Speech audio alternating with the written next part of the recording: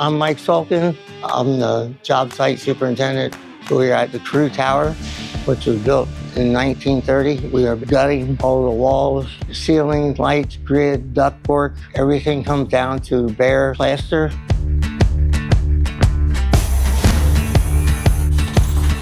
These guys do the whole entire demo. Crew of 5 is basically the ones that tore every wall, every ceiling. Honestly, it's amazing the pace that these guys have done.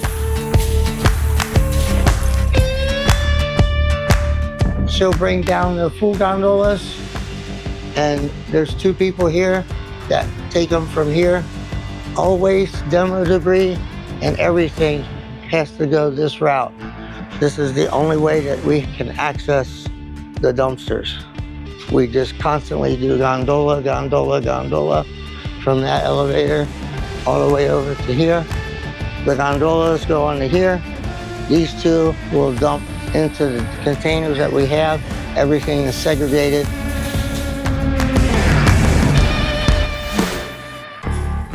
This is a good floor as far as how we clean up when we leave the work area.